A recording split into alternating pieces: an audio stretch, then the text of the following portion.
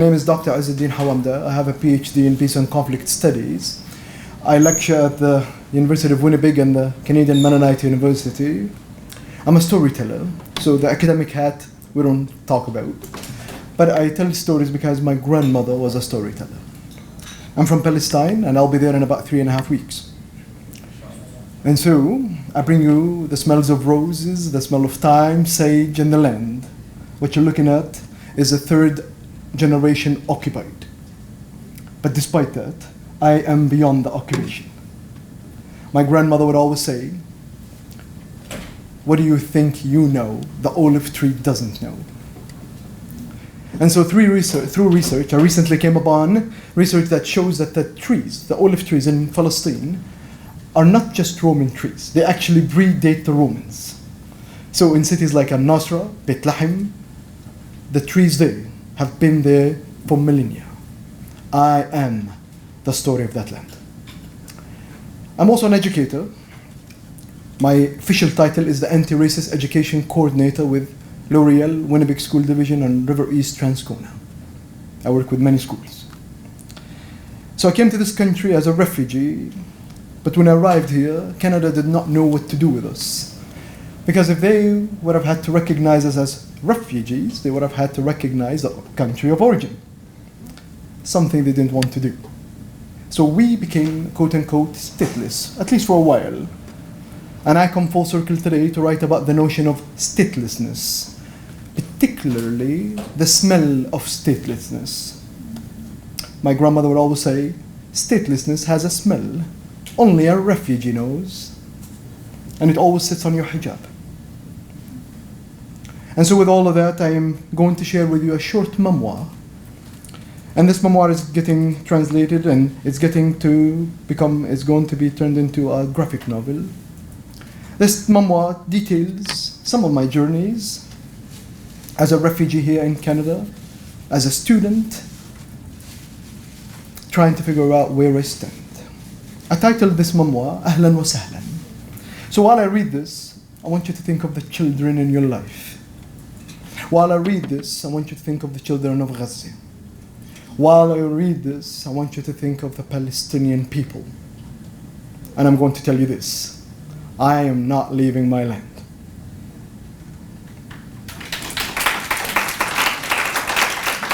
So, at the entrance to my new school, there was a big sign over the doorway that in big bold letters said welcome. I had just arrived in Canada with my mother and 4 siblings. We were finally reunited with my father, who had made the journey to Canada a year earlier and had been working to bring us to be with him. Together, the 6 of us lived in a small 1-bedroom apartment and struggled to learn English and explore our new surroundings. My first day of school is a day I try not to think about often, but when I do, I think of that sign. I always wondered if that welcome sign was meant as a sincere, warm embrace type welcome, or the type of welcome you say to your cousins who come over too often and stay too long. You got some of those cousins? They take the remotes. Eat your food. As I continued through the hallways, past the welcome sign, I stepped into the hallways. The hallways of this school were much bigger than the ones I had known. Yet with every step I took, I could feel the walls closing in on me. It was as if the walls were questioning the reasons for my presence. I walked through the hallway a stranger. I did not know anyone, and they did not know me. In that moment, I did not know myself. I had no idea who I was in this new environment or who I was expected to be. I looked to the window on the left where the sunlight shining through offered a moment of relief from the ever-tightening walls. But in an instant, it disappeared. The light faded to darkness, a clear sign to my 17-year-old mind that I was not meant to find comfort in this space. I did not belong. I was lost as I had been at the Winnipeg airport the day I arrived a month earlier. I was nervous, but mostly I was upset that my dad was not there with me. He had brought me to this country and sent me to fend for myself. I now understand that he felt that he would have made my first day worse. He thought he would have embarrassed us both because, like me, he felt lost. And like me, he was a grown man and certainly would have drawn attention wandering around a high school. Eventually, a teacher noticed me in the hallways and helped me find my classroom. I arrived at the classroom door and waited to be greeted. Where I come from, it would be rude to enter a classroom without being invited in. The teacher was busy teaching and never acknowledged my presence. I felt invisible. After leaving that class once again, I was lost, but it was just about prayer time. So I went in search of a prayer room. Where I came from, this was a typical and communal part of the school day, but in my new school, my new community, my new country, I was alone. I tried knocking on doors, made gestures, and used the limited English I knew to try to explain that I was looking for somewhere to pray. I grew frustrated and sad. I wished to be back at my old school, where I never had to wander aimlessly looking for a place to pray. It was always there, waiting, shared by everyone. The teachers even volunteered to take turns bringing fresh flowers and cleaning the room so that it was ready for a new day. Nothing looked like it that it had back home.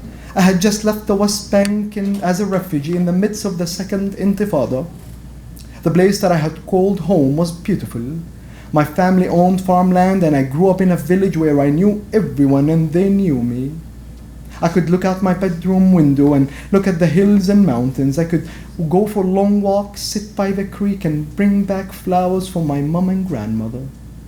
But in the months before we left, conflict began again, and I arrived in Canada with vivid images of F-16s flying overhead, armed tanks and hundreds of soldiers flowing into the streets. After arriving in Canada, I had many sleepless nights, wondering if the family and friends I had left behind would be safe, and dreams of violence that had erupted in the days before we left. In my dreams, I could still smell the distinct odor of tear gas. I could hear the voices over the loudspeakers from the mosques telling people to fight the invasion with everything they have. To this day, these are things I have never forgotten. Nobody at my new school invested any time or effort into finding out how to pronounce my name or learn about my history. No one asked about my journey or my experiences or what was important to me. And I had never had the opportunity to share the beauty of my language, my religion, or my culture. Every morning, I woke up and tried to gather the strength and the courage to get out of bed, to face the day ahead of me, and to come home and convince my parents that everything was going smoothly. I would tell them, I got this, I can do this. My teachers and classmates all thought I was older than the other students in my classes, and it was assumed that because I didn't speak English well, that I was uneducated. I could feel the glares and judgmental looks, and I could hear the whispers about my ripped and worn-out clothes. Little did they all know that I had won awards for writing and poetry back home, that I was an avid reader of history and political books, that I was fascinated by theories in science and math, though I've never been strong at calculation. I had learned many of the topics covered in my classes, but I had learned them in Arabic. I went from a strong, passionate student, eager and willing to learn, to someone who realized they would never treat me like the other students unless I resembled them, unless I gave up everything that made me who I was: my language, my religion, my culture, my struggle, and ideally, my accent. I drew further inward, and like the hallways and the windows on my first day of school, I could feel that I was closing in on myself, and all the hope I had went dark. I have come to the realization that the welcome sign that ushered me into my new Canadian school was not what it appeared to be. I was not welcome in the sense that I could come as I was, to be embraced and celebrated, and belong simply for being me. I was not welcome in the education system. I was tolerated. I have always wished that when I arrived at my new school in Canada and looked up at that big bold sign that said welcome, that someone would have noticed me standing there, noticed that I was in awe of that space, and truly asked me to write Ahlan wa Sahlan, to truly welcome the next student like me. Shukran. Folks, I tell you these stories because I am now neck deep in the education setting. I work with ministers, I work with superintendents, I work with principals and vice principals. I visit schools on a daily basis. This story still echoes in the hallways of our schools. Much progress has been made, I'm not going to deny. But the stories like this are evident for newcomers, refugees, and also indigenous students. So my job, my hope, my goal as an educator, as an academic, as a founder of an organization called SADA, which means echoes, to amplify the voices and the stories of those who have been marginalized. And let me add another layer. Lately, since the genocide in Gaza, talking about Palestine has been difficult and comes with its challenges. I don't need to tell you. But I want the world to recognize that I am not just traumatized. I am not just occupied. I am beyond that. The other day I walked into my mom's kitchen and she was cooking.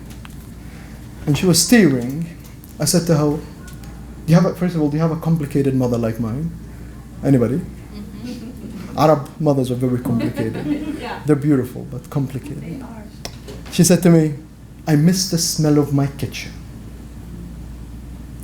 How do I put that in a story? So I've been talking about and writing about rootedness and uprootedness as they come together to formulate and tell the Palestinian story. Shukran.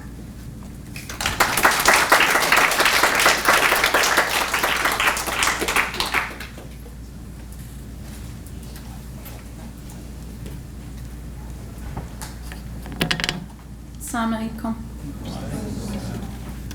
I'm still learning how to tell this story, so bear with me. I'm just gonna do my best.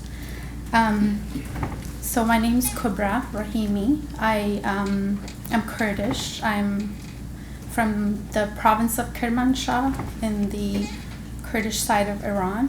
I've only been there one time for 3 days. I was there illegally without any. I wasn't supposed to be there legally. I grew up in a camp outside of the city of Ramadi in Iraq. It's called Al-Tash Refugee Camp. If you Google it, there's a lot of videos and information about it. The reason why I was born and lived in the camp until I was 14 years old is because in the beginning of the Iran-Iraq war that started in 1979, my parents, who were both teenagers, they were not married, they were with their own families, they were forced to leave their homes because the Iranian military was stationed in their villages and towns, and generally like in that whole province, because it's basically, this is their town, this is a huge mountain in between, and the other side is Iraq. So it's Kurdistan, it's the Kurdish area of Iraq in the north. So my parents with their families went over the mountain. They were there for about a year. The war had already started and they lived in tents. And that's where my parents got married.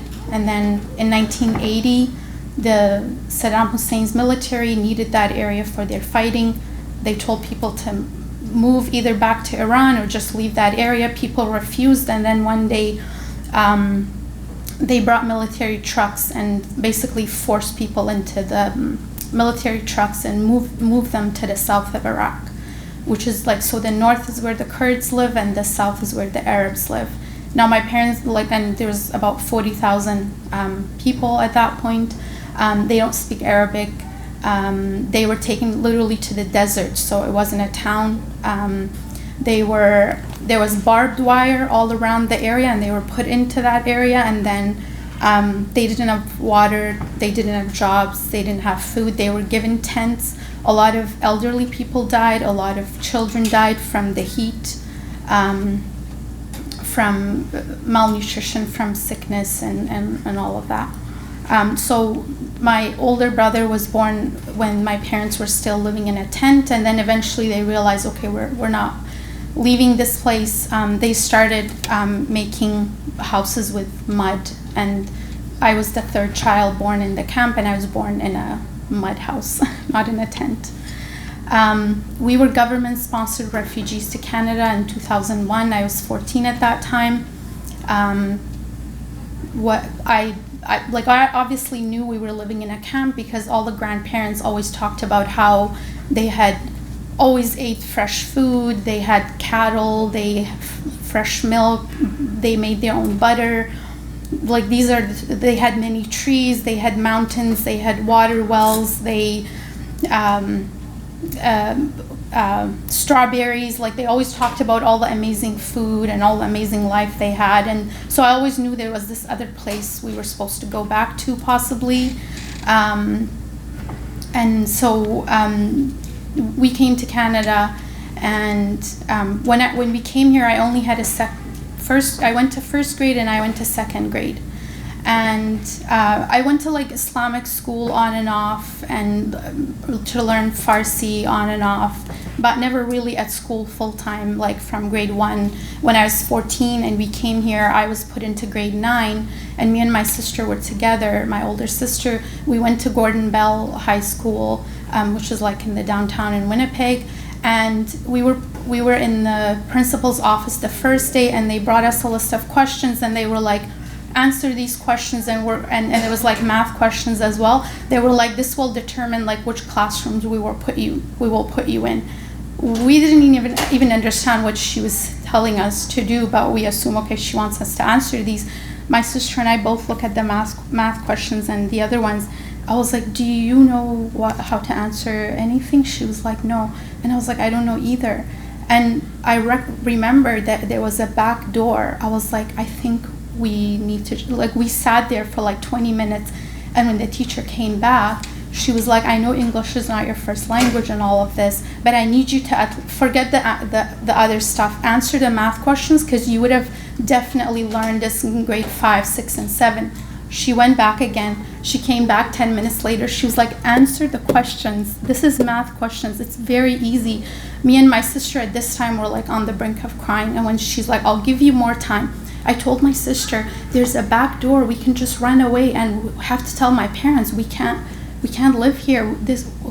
We didn't go to school, we don't even know how to tell them that.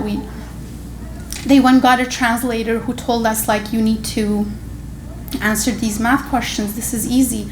We told the translator we weren't at school, and then more teachers came, everybody's kind of staring down at us how did you not go to school? And so we'll leave that story there. But as I was growing up, I was embarrassed to tell anybody I was from a refugee camp, because I would get people to come and ask me where other people were from Afghanistan, Pakistan, Syria, Iraq. I didn't even feel like I was from Iraq, even though I was born. I was like, I'm from El Tash refugee camp. Because we barely even went into the city. I barely even saw Iraqis. I barely even talked to them. I don't even speak Arabic to this day. All I remember is going to the hospitals, going to the doctor's offices, and on the street, occasionally we would go there for that because we didn't have a hospital in the camp. And all I remember is just hearing Laji'in Iraniyin. This is all I remember from going into the city, which Laji'in Iraniyin means Iranian refugees. And so I absolutely hated myself. I hated the Middle East. I hated Muslims. I hated everything. And I was just kind of forced to go to school. Our parents would always say, oh, things will get better. So we would just go. I always remember not feeling any kind of joy or any kind of really any happiness. And then there was a point where I learned English and I felt like, okay, I'm actually now Canadian. I started dyeing my hair blonde and wearing questionable clothing and kind of lived a double life. Like at home I'd wear a sweater, out I would take it off. One day I just took off my hijab in high school, put it in the locker, and started telling, if they really asked me like, where are you actually from and all of that, I would just say it's somewhere far away, it's hard to explain, blah blah blah. So I had like this double life.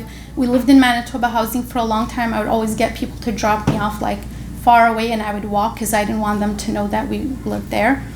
And so everything kind of came crashing at me, this whole like, I don't like Middle East, I'm not even Middle Eastern. I was just, and even literally got the application home to change my name.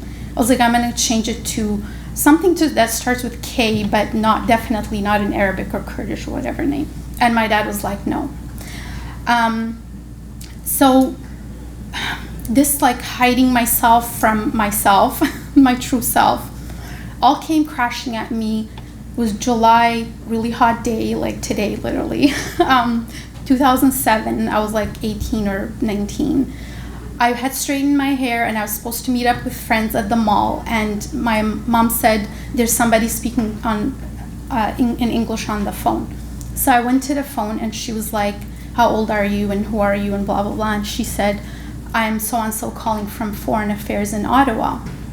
Okay, and she said, I'm just calling to let your family know that your dad has been shot, and shot by US soldiers in Iraq. And I said, oh, no, you have the wrong number. My dad's in the north, that's Kurdistan, that's the Kurdish area. Americans are not even there. You definitely have the wrong number. And she gave me my dad's date of birth and said, I even know which hospital he's at. I'm like, how do you even know that? I was so naive and so young. Oh, how do you even know that? Who are you? And she was like, well, we got a call from US military saying, Mohammed Rahimi, this birthday, this is your address in Winnipeg, is currently in a hospital in Kirkuk. He was shot, he's in a coma, and all of this. And I was like, she's calling from the government, I have to believe her. For 3 days, I was going around because I was like this other person, I didn't really knew anybody really. I don't think I knew anybody from the Muslim community, or wasn't going to the mosque, so I wasn't involved with anything like that. I didn't know who to talk to, so I would go to like members of parliament. They would just get me a glass of water and box of Kleenex, and I would just cry out my heart and just saying, my dad needs help. Because my brother called me right after that phone call. I called my brother and he was like, yeah, Kubra, I need you to step up and I need you to do something for my dad. Because right after they did all the emergency surgery for my dad, they were like, he needs to go back to Canada, because my dad, as was mentioned, like he's also stateless, except we had citizenship of Canada. We just had got it like right before my dad left. They were like, there was 80 people injured that were brought to the hospital. My brother's talking to me saying, Kubra, right now, like as I'm walking the hallway in this hospital, there are children that are they're setting up IV for them. They're stitching up people. They want my dad out of that bed because they need it for emergency surgery. And so I'm going to these MPs' offices, and like I would call up like Winnipeg Free Press and Global.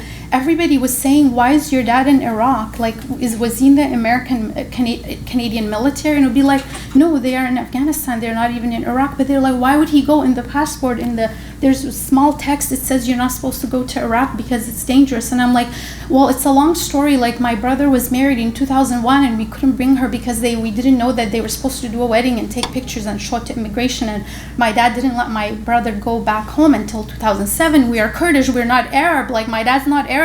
Americans are in the south. We are Kurdish. There's no American soldiers in the north. My dad just had to go through that town. He was in a taxi. Taxi driver said, I go there every day on this road. I don't know why they shot at us. And so for 3 days, finally somebody at Foreign Affairs was like, we could possibly get a helicopter to go to take your dad to Baghdad. So, but then but then later when I called her, she's like, actually that won't work out because we're not going to put our personnel in harm's way. So when she mentioned the helicopter, I was like, this was my last resort. So I walked into Royal Bank and I'm like, I'm not going to cry this time. This is my last chance. I have to save my dad. I have to find him a way to get back to Canada. So I go up to the till and the young guy's like, how are you doing today? And I start crying. I start crying out loud. I'm like, I need you to help me get my dad back from Iraq. And there's like people in the lineup. They're like, what? I'm like, my dad's currently in Kirkuk in a hospital. He was shot by American soldiers. I need you guys to help me. And he's like, let me get my manager. And I'm like hysterical. And they take me to our room. I'm like, I don't have any money. I know I'm young, but I'm gonna work so hard. I'm gonna pay it off. I need a helicopter to take my dad from this hospital in Kirkuk to Baghdad. And from there, I'm gonna find a way. Maybe I'll go there myself and find a way to get my dad back. And the lady calmed me down, brought me the Kleenex and the water and the whatever, and was like, I'm sorry, like, you don't have good credit. You're so young. Like, we can't give you, like, what, helicopter from? Very confusing to her. She kind of walked me out of the door, and that's when my nightmare started. I started going online. Eventually, my dad was let out of that hospital after a few days, and my uncles and whatever all came from Iran and found a way to get him out of there. Sorry, not sure where I am. That's when my nightmare started. I started watching videos of the war in Iraq online and all the bombings everywhere, and started having really bad nightmares. And then I had really bad health issues, and eventually got to a point I ended up in a hospital. I was like hospitalized for days.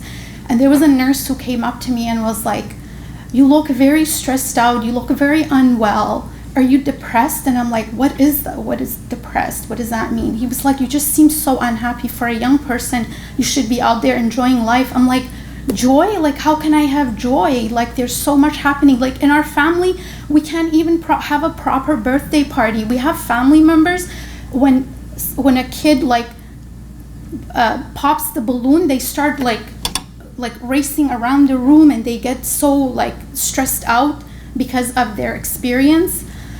And don't get me started, there's a lot of other issues. And so that nurse told me, you need a trip, get out of Winnipeg.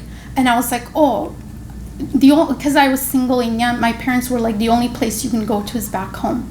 Again, even to this day, I don't know what's back home, because I went to northern Iraq, and then I went to the refugee camps where our people, after the US invasion in 2005, they were forced to move to from camp to camp to camp.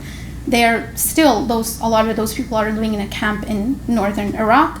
I went there and I noticed how privileged I was, and I realized that when one of the speakers was saying finding my purpose, I was like, Kubra, stop with this anger and sadness and whatever, turn it into something positive.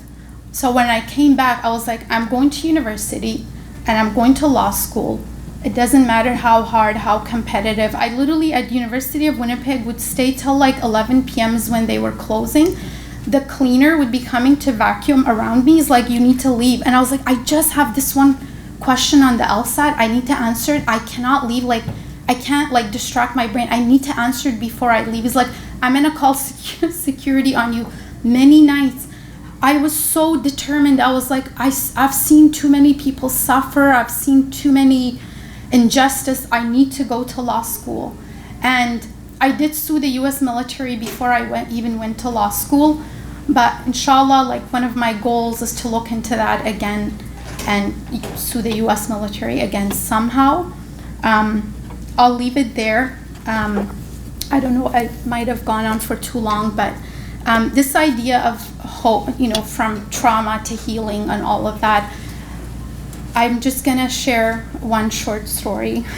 So my dad, who was shot in Iraq, like a bullet went through here, and like they have sophisticated weapons. It's not a regular, I used to read up on this stuff a lot. It's not a regular bullet that just like goes out.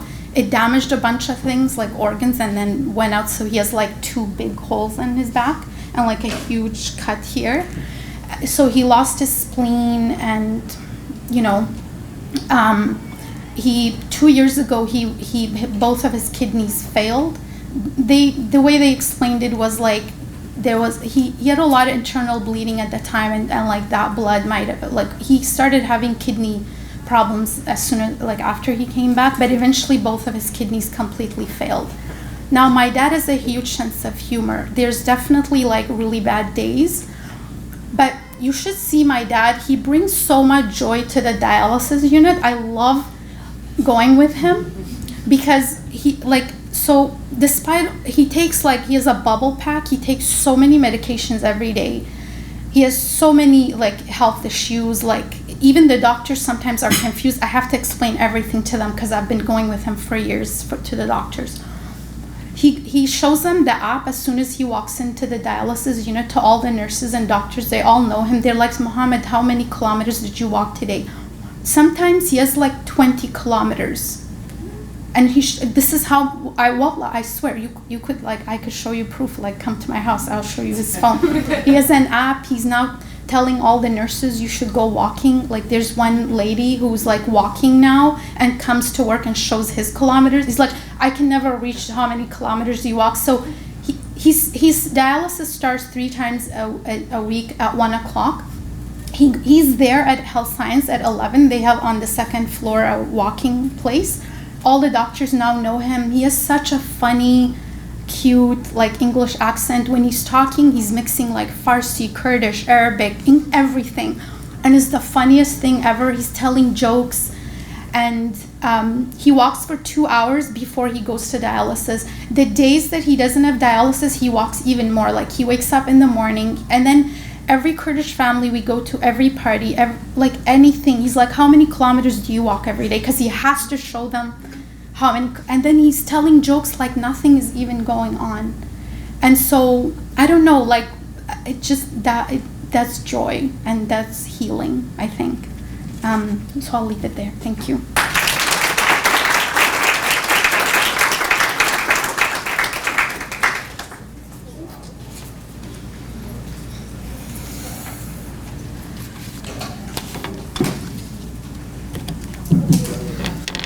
Assalamu alaikum.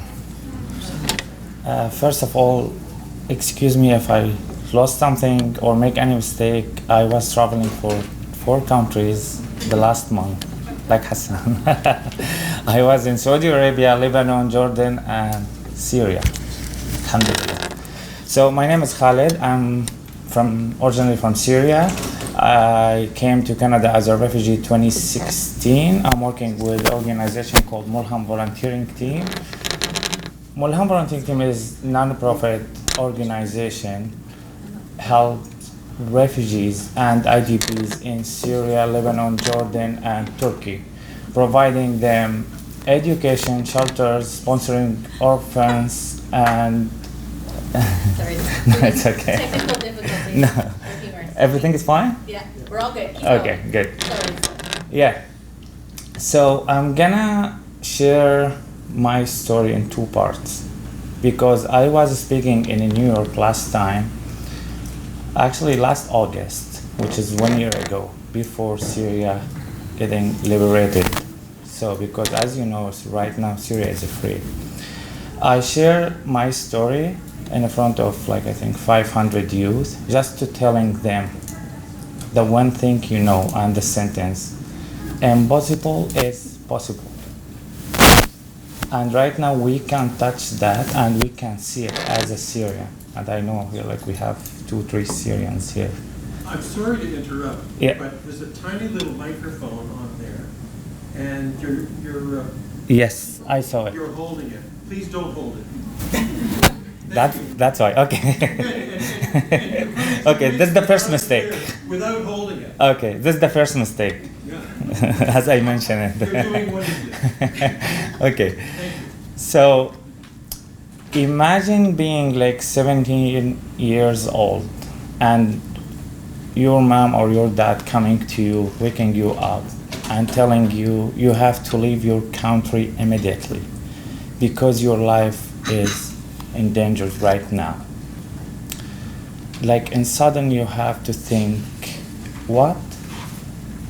So I have to leave right now, and I have to lose my family, my home, memories, my education, my everything actually. I have to leave, like, to leave right now, so I will lose everything.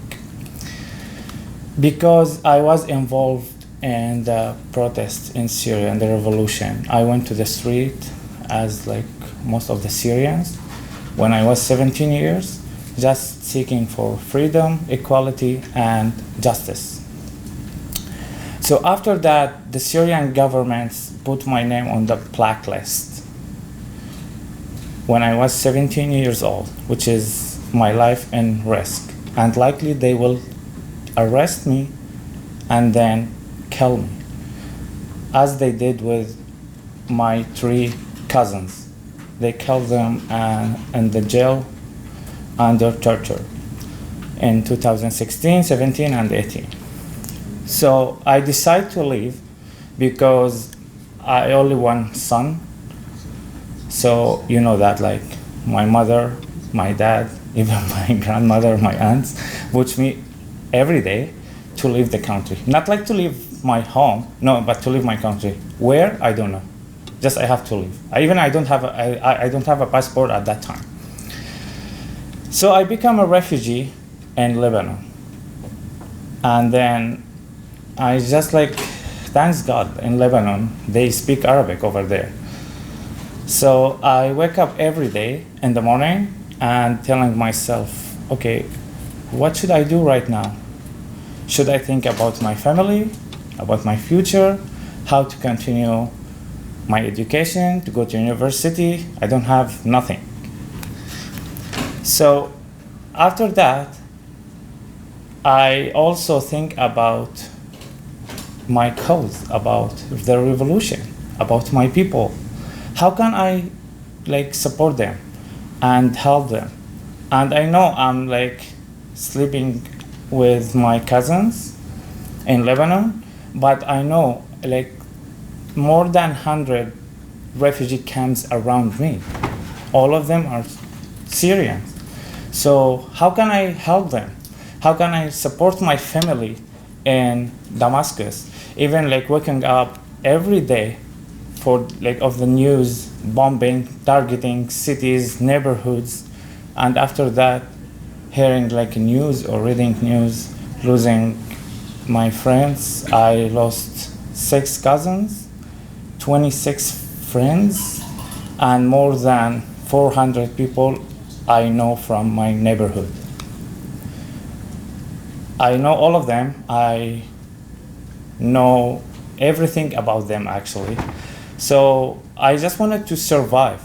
So should I think about my education? No, because as a refugee, like I was in the survivor mode.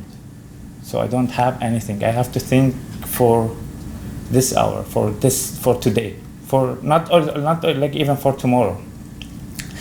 So I decided to do something. I joined Mulham volunteering team in 2014 to help my people. So the first thing I still like remember, we built actually, but we make a tent and we called school, and we name it Amal, like hope. So we had 10 students at that time, and then after that we had a one class for 20 students. That was 2014. So after a few months, we had a school, alhamdulillah, for 100 students. But when I say like 100 students, we had at that time more than 50,000 students without education in Lebanon.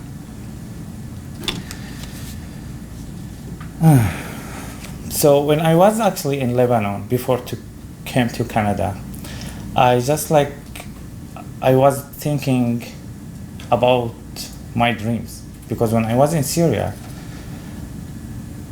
I had 2 dreams. One to be a soccer player, which is I'm still practicing right now, and also to build my own sports car, which is I'm studying right now also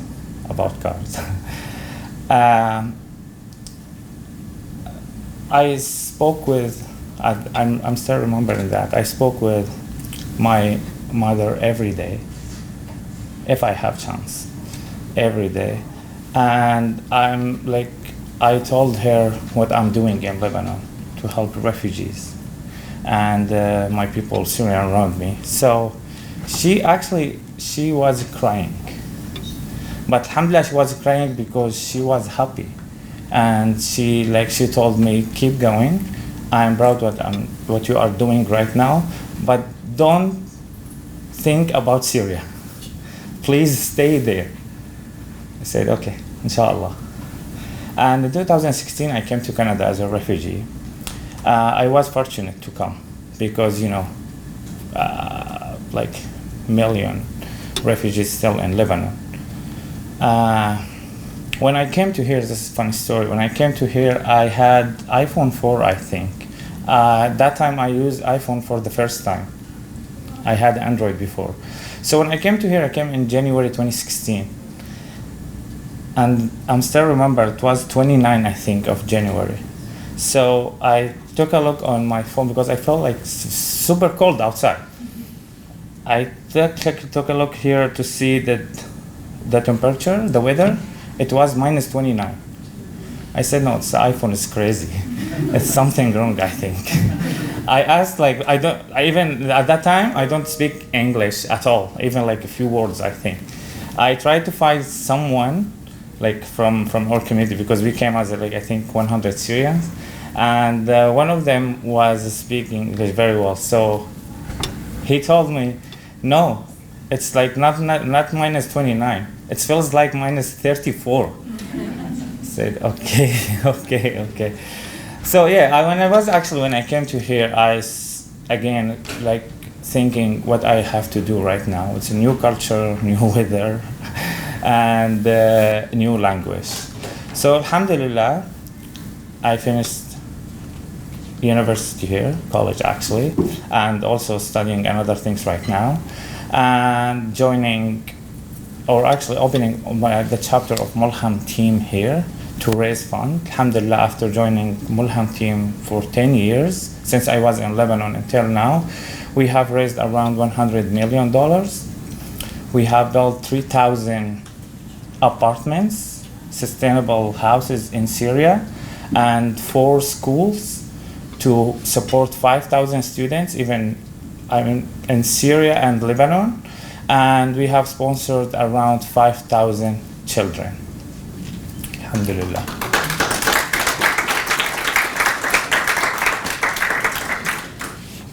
So after 14 years when I left Syria, it was 2011, to be honest, not only me, 99% of Syrians, we lost hope. We say, okay, here our country, even in Germany, Europe, Lebanon, Canada, US, say this, okay, here's our home, so don't think about, even for small thing about Syria. We cannot return. If the same dictators over there control the country, we cannot go back. So don't think about it. Even I told my young sister, the same thing. Don't think about Syria. You are from Syria, learn about Syria, do whatever you want, but don't think about Syria. In November 2024, 7 months ago, something happened in 11 days. And they say exactly.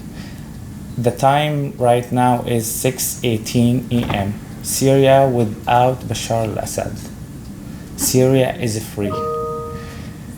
Well, I cannot, even until now, I cannot explain and telling you how was my feeling. I was crying, I think, the whole night, because I know what that means, Syria without Bashar al-Assad. It comes one picture to my mind, has all my friends, all my cousins, all the murders I know, and after that I said, Alhamdulillah, Syria is free right now. let's think about it. After 1 week, I got my ticket and go back to Syria after 14 years. And stayed there for 4 weeks. Like, to be honest, when I was in Syria in 2011, before to leave to Lebanon, I was thinking to stay like maybe in Lebanon, so in Middle East, to be honest, not like even in one country, not to came to Canada to learn new language, to study here, to get married, because I got married last year in Canada, and then to visit Syria after 14 years with my wife. And subhanallah, I visited my cousins, my aunts, my grandmother, and my uncles as well. I tried to find my home, but I didn't, because my neighborhood is 95% destroyed. But alhamdulillah, I found it. I found the land. Because I didn't find like the house or even my school. But alhamdulillah, I was in 6 months, I was able to go to visit Syria 2 times, which is that. And I cannot actually explain it again and again. But last things I wanted to say, I can see Palestine is free right now. Because before that, even as a Syrian, as I said, we lost hope. No, actually, not only we lost hope, we think how we can continue our life without Syria. Because we don't want to think about it. We wanted to work for Syrian people, but not to think about Syria or to go back to Syria. Because the regime at that time controlled everything. And all the countries around the world, in the 1st of November 2024, they supported him 100%, which is we cannot do anything against the regime again. So we lost hope. In 14 days, Syria is free and Syria gets liberated. So I can say it again. I can see right now Palestine will be free one day. If it's not now, maybe next week, next month, next year, 10 years from now, but inshallah we will see it. Thank you.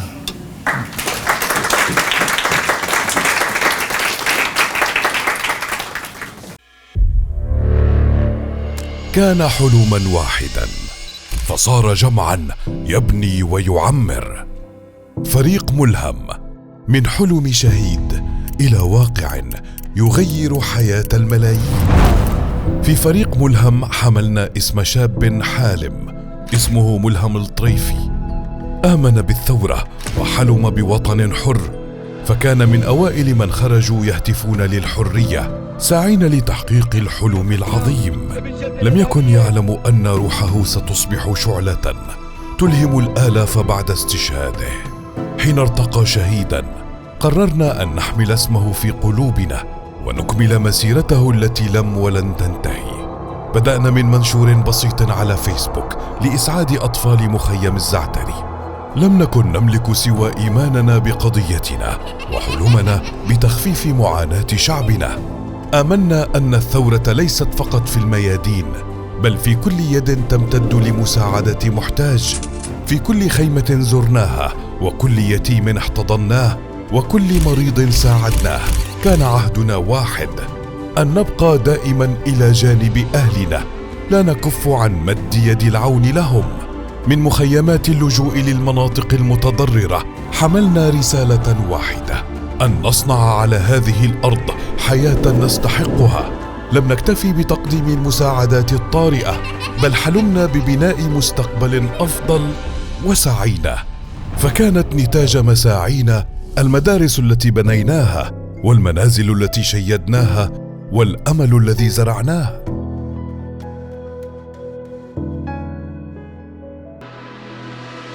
اليوم وقد تحقق النصر تزداد مسؤوليتنا.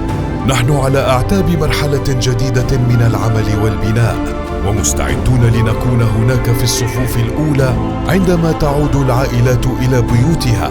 نعيد بناء ما تهدم ونزرع الأمل في كل شبر محرر. فنحن أبناء الثورة وأصحاب الأرض. كما كنا بالأمس نخفف آلام شعبنا في المخيمات، اليوم أمام أعيننا سوريا كاملة. اليوم وغدا سنواصل العمل حتى نحقق حلم ملهم، أن نصنع على هذه الأرض الحرة ما يليق بها من حياة.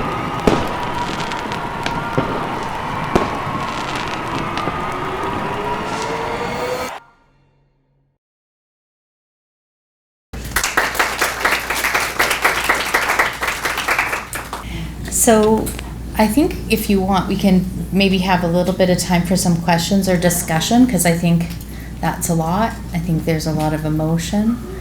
And I just really want to thank each and every one of you for being so vulnerable and so authentic and trusting us to create a space where you can share those things. A couple observations from me is there's some themes through your stories that are consistent. First off, and to link our earlier teaching about looking after yourself and then looking after your family and then looking after your community, is you've shown that you're on that journey of that phase.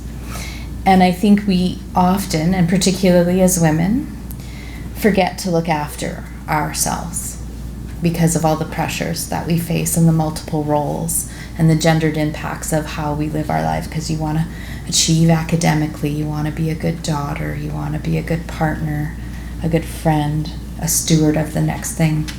So I'd like for you to think about rest as a concept and as a thing you take for yourself, actually as itself as a form of resistance. That it's okay to take a breath. It's okay to take a beat, because when you're better, you're able better to serve others around you. So think about that. Rest as an act of resistance.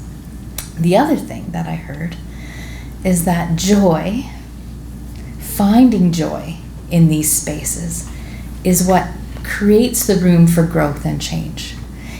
Joy is what allows you to go and visit others and to do aid in other countries and raise funds, because you're doing it out of the joy in your heart and greeting other people and sharing a laugh, sharing a story. There was humor in everybody's story, right? Because we all need to laugh. And I love that your dad makes sport over showing his kilometers on his app. My dad makes sport out of collecting scene points at Safeway. So my dad is the guy buying 8 boxes of cereal, even though it's my mom and I don't know, I guess he gives it to the neighbors. I'm not sure what he does with all the boxes of cereal, but he's got points. Got a lot of points. So, I don't know. You give an elderly person an iPad and what happens? It's so crazy. Anyway, so we're going to pause there, have some questions, and then we'll move into our conversation cafes, and you can let those sort of ride out for the rest of the time as long as you want to stay. They will need to reset this for a little bit for this evening, but we do have a little bit of time. All right, so I'm going to open the floor to some questions.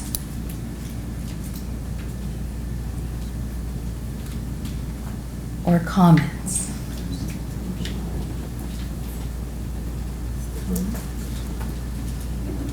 I want to add that there are 2 things that Allah subhanahu wa ta'ala has blessed us with, which are our therapeutic. In this Western climate, we are told tears are shown as weakness, but it is a gift from Allah to release our sorrow and our anxiety. So never feel like you have to say sorry, like you do your counterparts here. If they get teary-eyed, they go, I'm sorry. There's no need to be sorry. That's your therapy and your gift from Allah. The other thing for healing is laughter, humor. That's another gift from Allah subhanahu wa ta'ala. And do you know that there is humor in the Quran from Allah subhanahu wa ta'ala? When the Jews and the Christians came to Prophet Muhammad sallallahu alaihi wasallam and started a debate that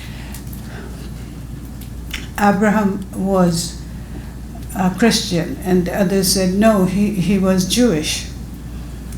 And the Quran, Allah answers, he was neither Jew nor Christian, he was a Muslim.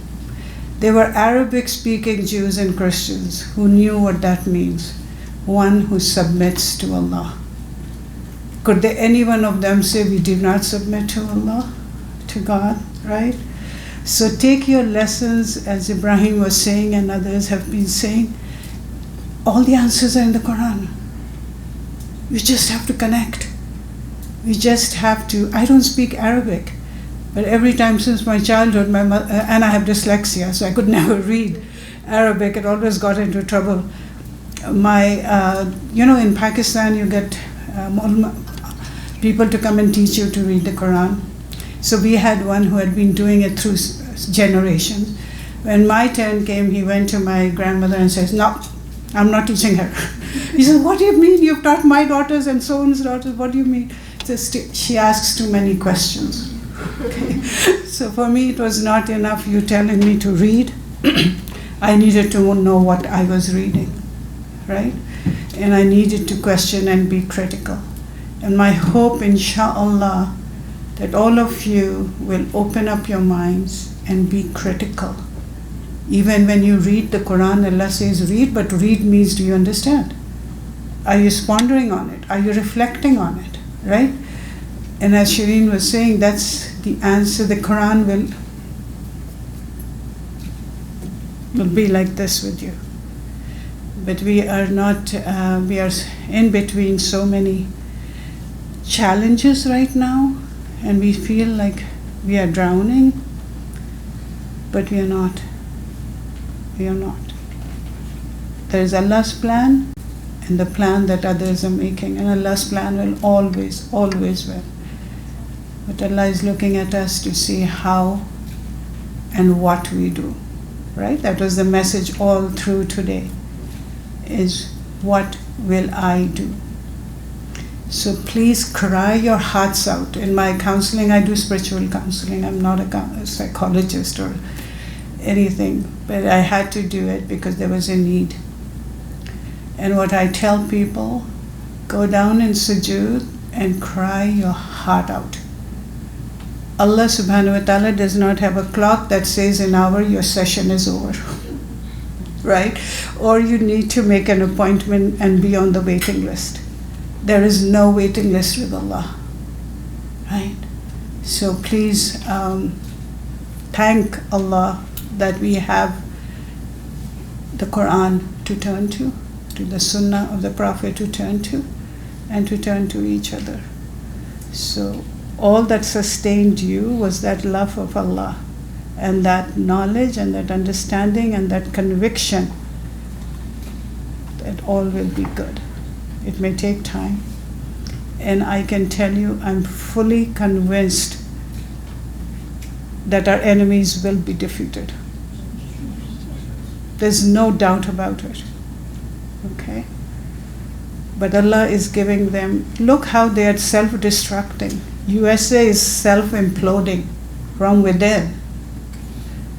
Look at those signs and take hope, inshallah, as difficult as it may seem today for us.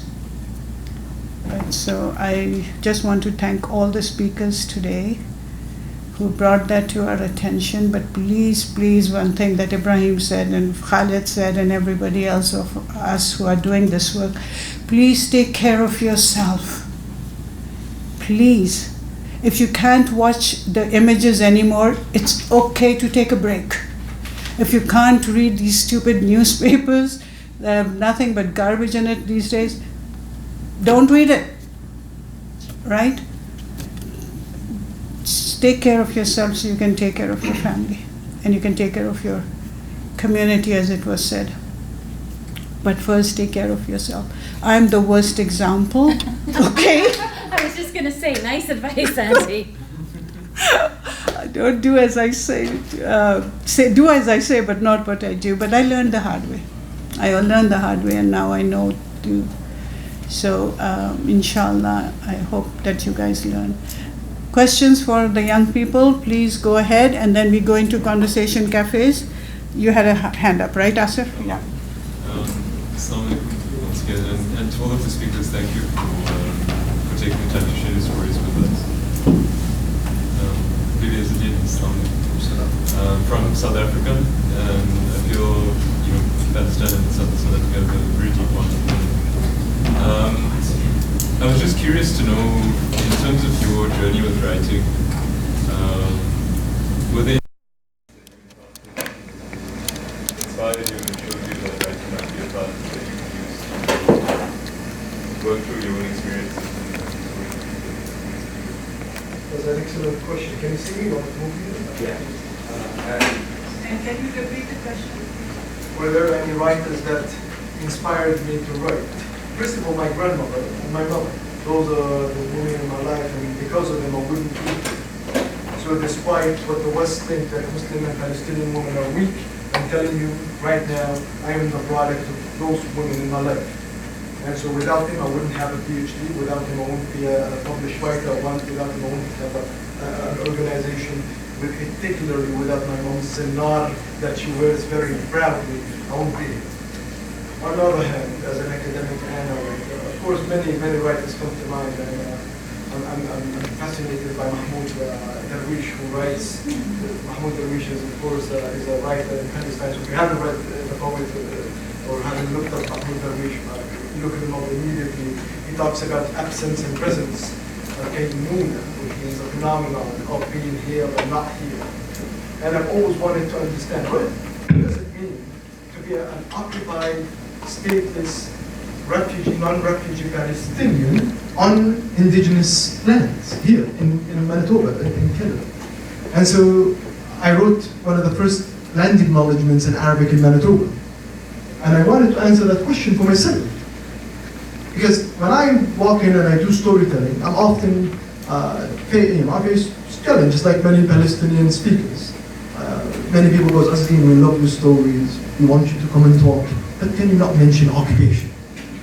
And I'm like, well, the minute it ends, I'll stop talking about it. Help me. And so Mahmoud Darwish talks about the notion of being away, but never being away. And I think Mahmoud Darwish inspired the work of Edward Said and others. And so Out of Place, the memoir that Edward Said wrote, is a phenomenal self-journey. So if you look it up and read it, you'll find that Edward Said was looking for a place that he never actually touched. In the Palestinian dilemma, and I listened to Khalid talking about losing hope, the Palestinians are not allowed to lose hope. And of course I stand with you, Khalid, and I stand with all the folks that are been marginalized and stateless and looking for a home back. I, as a Palestinian, could never lose hope. It grows underneath my fingertips as I breathe. And so, with that notion, I'm always trying to answer the big question, am I untitled? And to answer that, I have to keep going back to Palestine. So when I tell people I'm going back in a few weeks, people go, no, it's too scary, too dangerous. I'm like, I'm not going to let occupation tell me when I can come back. So we go, we stay, we live, just like my family does, and we keep telling those stories. And my hope through my writing is to connect my home here in Manitoba, Canada, to my home in Palestine.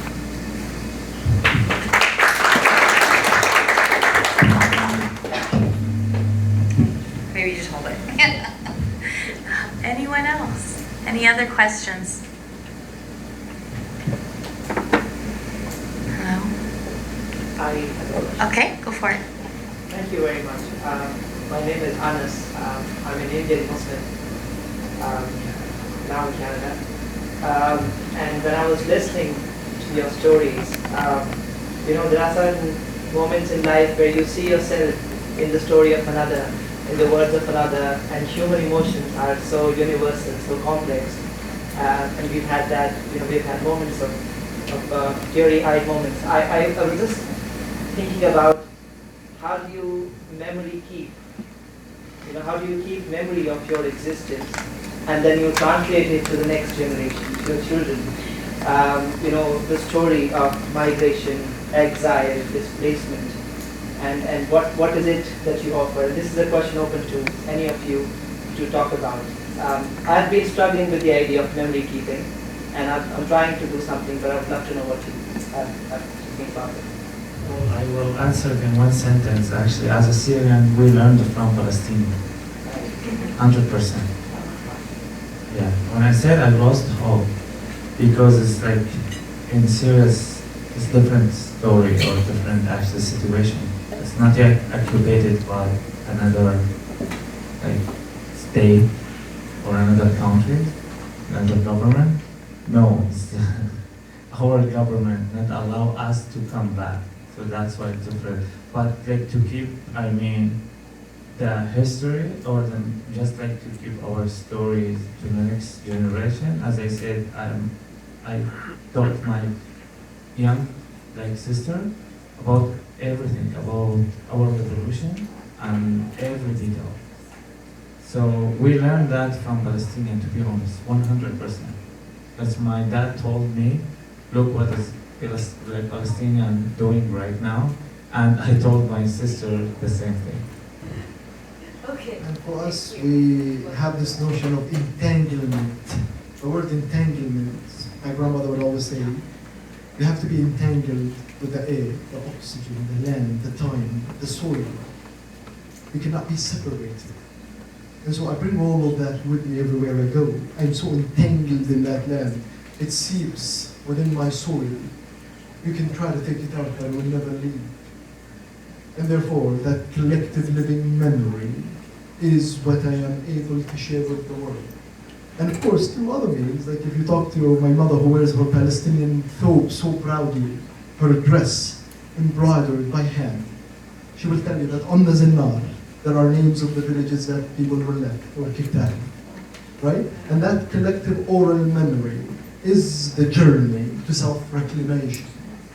And so therefore, we keep telling those stories. I don't know if you know, the Palestinians also named their daughters after cities and towns that they were kicked out. That resistance is built within us.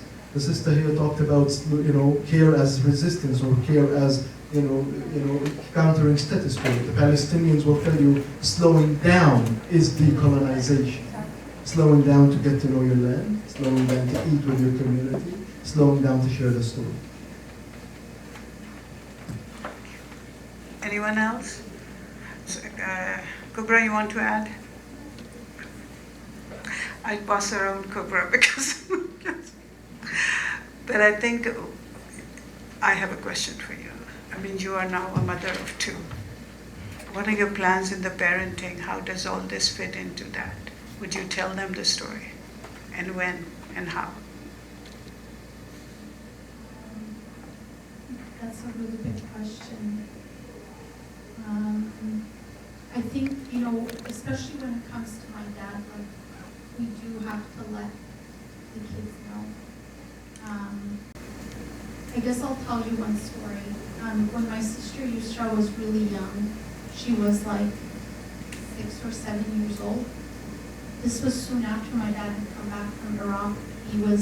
We didn't even understand the extent of his emotional devastation from what happened, because not only did the Americans shoot him, they didn't stop shooting at the car until my sister-in-law, who was supposed to be the bride, and I didn't mention everything because I was so nervous.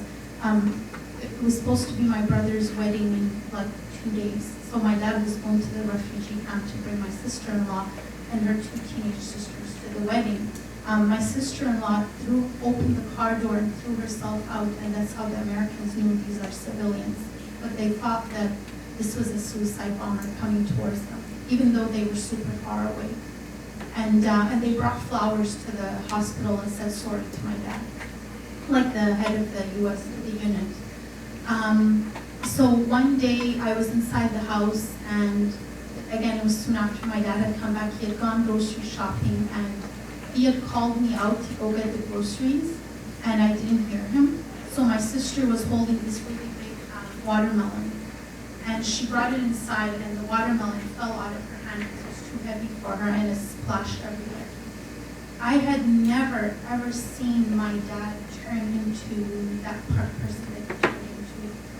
He started screaming at Yusra and said, "You guy, He was telling me, you abandoned me, I called you out.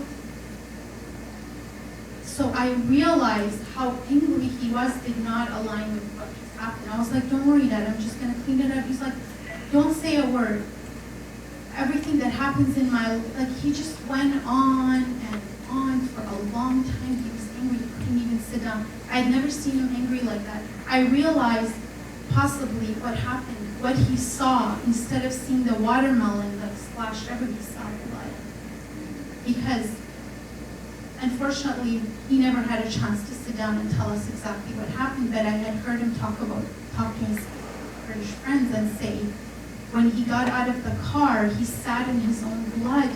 The people from the community who found out, they were scared to come and help him because the Americans would often shoot the people who come and help the other people. The American soldiers came to my dad and asked him for his ID and noticed he speaks a little bit of English. They looked at his ID and threw it in his own blood. So I remember my dad getting his wallet out and said, here's the blood, my own blood dried up on my ID.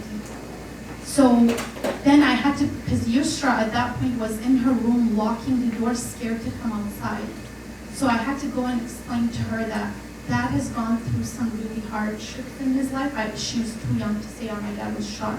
When she was a little bit older, I was like, Yusra, remember how you were so scared of Dad?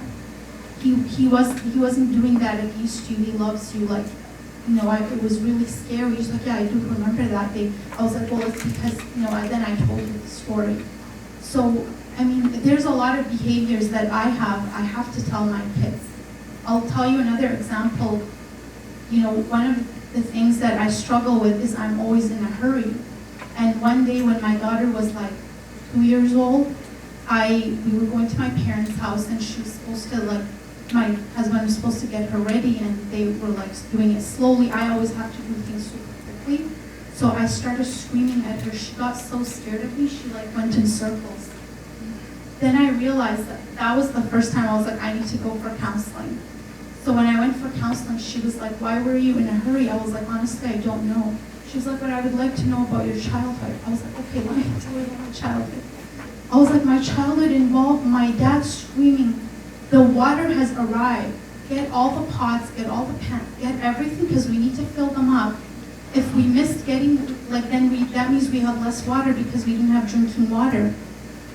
I would often feel so bad for my mom and my grandma. I would be like, I'm gonna surprise them. I'm gonna grab a pot and I'm gonna go with all the ladies. Or we would walk 1 hour out of the camp and there was broken pipes and you would be pushed and pulled and sometimes you have scratches all over you because there would be hundreds of ladies and girls trying to get to the pipe to fill up your thing. So, and when the ice would come, because we didn't have electricity most of the time, so a truck would come with ice, a truck would come with water. You take a pot and you're I was little, but I was trying to so you have to do things quickly. There's no waiting in line. There's no line. It's hundreds of people rushing at a truck with water, with ice, with this, with that.